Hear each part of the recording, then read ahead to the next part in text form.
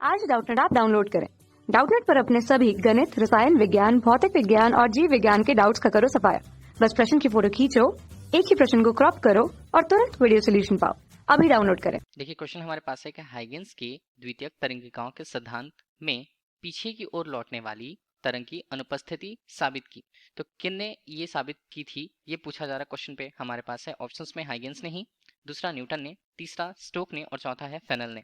ठीक है, तो हाइगेंस ने सबसे पहले क्या किया था, अगर कोई तरंग है, कोई तरंग किसी माध्यम में अगर गमित होती है या वो किसी माध्यम में जाती है, ठीक है, किसी माध्यम में एक स्थान से दूसरे स्थान अगर ऊर्जा का स्थानांतरण करती है, ये तरंग की परिभाषा हो जाती है। ठीक है, तो तरंग के संचरण के लिए ये तरंग किस तरह से किसी माध्यम में आगे बढ़ेगी, उसे समझाने के लिए माध्यम में तरंग का संचरण और तरंग का आगे बढ़ना हाइगन ने द्वितीयक तरंगिकाओं का सिद्धांत दिया था। इस तरह हाइगेंस के द्वितीयक तरंगिकाओं के सिद्धांत के अनुसार उन्होंने 3 तथ्य दिए थे। पहला तथ्य ये बताता था कि तरंगाग्र जो होता है, देखिए तरंग को आगे बढ़ाने के लिए जो उनका पहले हिस्सा जो होता है उसे हम बोलते हैं तरंगाग्र, जिसमें तरंगाग्र का प्रतीक बिंदु जो होता है, ठीक है, माध्यम में तरंग का जो प्रतीक बिंदु है वो तरंग के स्रोत का कार्य करे, जिससे कि नई तरंग उत्पन्न होती है और इन तरंगों को ही हम द्वितीयक तरंगिकाएं कहते हैं। दूसरा इन्होंने बताया कि इन द्वितीयक तरंगिकाओं जो होती हैं, द्वितीयक तरंगिकाओं के वेग से ही मूल तरंग जो है वो आगे बढ़ती है। दूसरा ये उन्होंने बताया। और तीसरा उन्होंने बताया कि किसी भी क्षण द्वितीयक तरंगिकाओं पर बाहर की ओर खींचा गया स्पर्श रेखा उस क्षण पर नए तरंगाग्र की स्थिति को स्पष्ट करेगा। इस तरह से लास्ट वाले पद में उन्होंने ये बताया था कि किसी भी क्षण हम अगर नए तरंगों के लिए उनकी स्थिति को देखना चाहें तो उसके लिए हमें बाहर की तरफ स्पर्श रेखा खींचनी होगी, और यही बाहर की तरफ जो स्पर्श रेखा है वो नए तरंगाग्र की स्थिति को प्रदर्शित करेगा।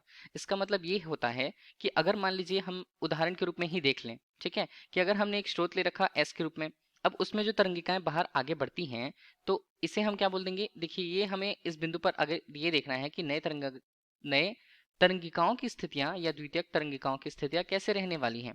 तो देखिए इसके लिए क्या होगा, इसके लिए हमें, जैसे ये स्रोत हमारे पास क्या था, हमारे लिए एक बिंदु स्रोत था जो चारों ओर से, या हम बोल सकते हैं कि गोलाकार रूप से तरंग को यहाँ पर प्रसारित करता था।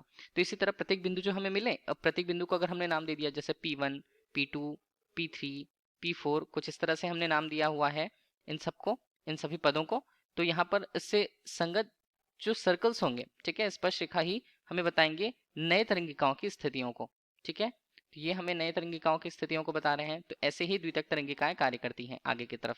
देखिए इनकी दिशा हमेशा आगे की तरफ होती है, लेकिन हाइगेंस ने अपने द्वितीयक तरंगिकाओं के सिद्धांत में ये नहीं बताया था कि पीछे लौटने वाली तरंगों की यहाँ पर क्या स्थिति होती है, कि तरंगे वहां पीछे एग्जिस्ट करती हैं कि नहीं।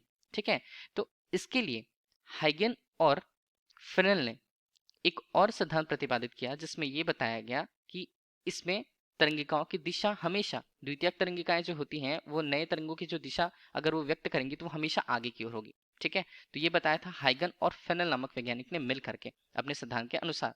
तो हमारे लिए विकल्प ए और डी इस क्वेश्चन का राइट आंसर होगा। Thank you.